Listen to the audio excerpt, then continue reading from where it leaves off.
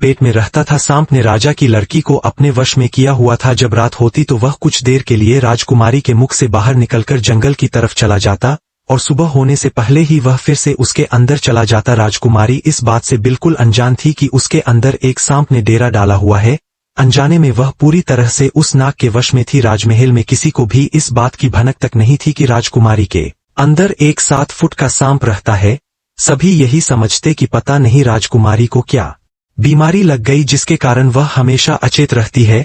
बड़े से बड़े वैद्य और हकीम भी इस बात का पता नहीं लगा पाए। लखन जब राजमहल के अंदर गया तो उसने देखा कि वहां पर बहुत सारे वैद्य और हकीम राजकुमारी को ठीक करने के लिए लगे हुए हैं।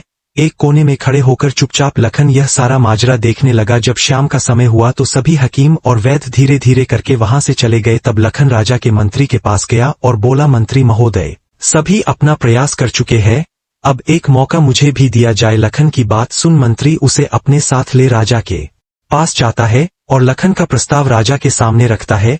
बेचारा हर तरफ से निराश हो चुका राजा एक बार अनमन ढंग से लखन की तरफ देखता है, फिर दुखी मन से कहता है, बताओ तुम मेरी बेटी का इलाज किस प्रकार करोगे। लखन राजा को प्रणाम कर बोला, महाराज मुझे एक रात अपनी बेटी के साथ ठहरने की इजाजत दीजिए, तभी किसी नतीजे पर पहुंच सकूंगा। एक बात और महाराज, बिल्कुल एकांत में राजकुमारी के साथ रहना चाहता हूं, तभी मैं अच्छे से ध्यान लगाकर राजकुमारी जी की बीमारी का पता लगा पाऊंगा। लखन की आत्मविश्वास भरी बातों से राजा के मन में हल्की सी उम्मीद जागी। उसने लखन को रात में राजकुमारी के साथ एकांत में रुकने की इजाजत दे दी। राजा की इजाजत मिलते ही लखन राजकुमारी के कक्ष में गया और उससे कुछ दूर एकदम चुपचाप बैठकर उसे देखने लगा। जैसे ही रात के 12 बजे का समय हुआ तो अचेत अवस्था में पड़ी हुई राजकुमारी के मुंह से सांप बाहर निकला और महल के परिसर से होता हुआ जंगल की ओर चला गया। यह सब देख लखन दंग रह गया। वो बिना कुछ हरकत किए चुपचाप वही बैठा रहा। जब रात का आखिरी पहर खत्म होने को आया तब वह सांप वापस लौटा और राजकुमारी चंद्रकला के मुख से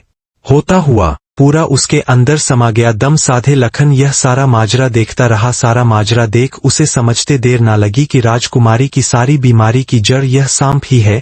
सुबह हुई तो राजा चंद्रसेन डर और बेसब्री के मिश्रित भावों के साथ लंबे लंबे कदम रखता हुआ अपने मंत्री के साथ राजकुमारी के कमरे में आया और बेसब्री से उसने लखन से पूछा, बताओ लड़के, तुम किस नतीजे पर पहुंचे, क्या मेरी बेटी ठीक हो जाएगी। लखन बोला, महाराज मुझे राजकुमारी की बीमारी का पता चल गया है और ईश्वर ने चाहा तो वह जरूर ठीक हो जाएगी। आप मुझे एक रात का समय और दीजिए और मेरे लिए एक तलवार, एक मिट्टी से भरी हुई बड़ी सी बाल्टी का इंतजाम कर दीजिए। लखन की बात सुन राजा को बहुत सुकून मिला। उसने मंत्री को लखन के द्वारा मांगा गया सारा सामान उसे देने का निर्देश दिया। अब सभी को इंतजार था तो बस रात का